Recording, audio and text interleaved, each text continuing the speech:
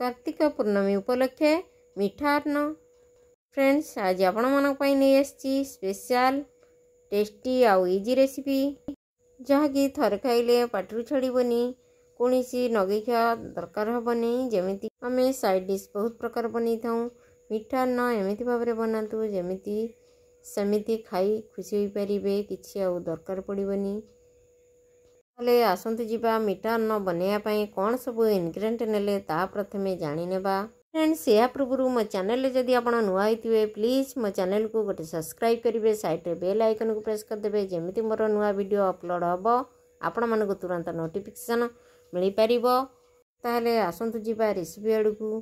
Friends recipe रे प्रथमे आम चाउल नेबा 500 ग्राम भल चाउल नेबा जमीती भल आमर राइस हेबो। एथिपाई आम राजभोग चाउल 500 ग्राम नेबा या भल भाव में धोई परिष्कार करनेबा। राजभोग चाउल रे बहुत बास्ना थाए बासमती चाउलर बास्ना आउ खाया को मध्य बहुत टेस्ट होता है। आउ ये चाउल बहुत छोट छोट होता है। या परे आमे नेबा इनग्रेडिएंट गोटे नड़िया को कोरी नेबा आउ किछि गोलमरिच इलायची को नेबा। या परे आमे दालचीनी नेबा फाळे जायफल नेबा। या परे आमे एबे जो पानी फुटाई भात राई से आमे गोटे चमच देसी घी देबा। या परे आमे धोई रखिथिबा चाउल को पकाई नेबा। एबे आमे चाउल को पकाई नेले एबे चलंतु आमे चमच साहाय्य या चलाई नेबा। भात हमर बिंडा होई जिवो एमिति गले चाउल हमर गोटा गोटा रहिबो बारन हमर लागी लागी रहिबो नै। एबे आमे चाउल को खळै नेले एबे चलंतु ढांकुणी गोटे मिनिट पई ढांकी नेबा। गोटे मिनिट हेले ढांकुणी खोली चेक करिबा। एबे आमे रेडी करी रखिबा सेतिरे कोन सब इनग्रेडिएंट देबा। एटा देखंतु काजू किशमिश आउ तेजपत्र नड़िया कोरा आउ दालचीन गोलमरिच इलायची गुंड आउ ए सहित गुड़ नेबा मिठा करिया पई अन्न को।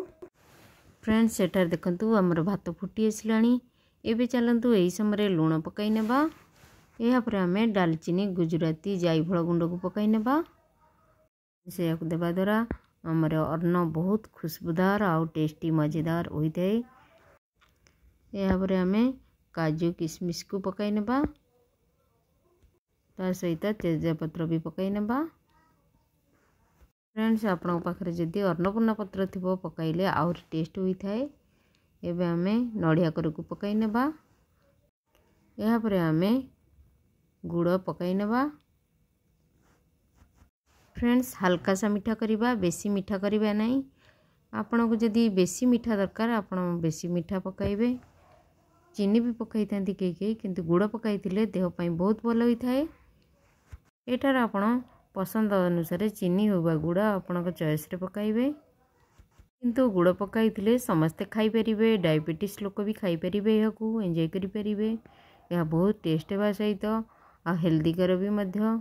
एबे देखंतु या को आमे मिक्स करनेबा हमर अन्न को। मिति इनग्रेडिएंट सब अन्न रे मिसी गोटे बहुत बढ़िया टेस्ट आनी देबो आउ न खाइला लोक उठी खाइबो। जगन्नाथ महाप्रभु पाखरे ये अन्न करी भोग करा जाई थाए। तेणु करी आज मु आपण मानक पाखु बनाई नै आछि।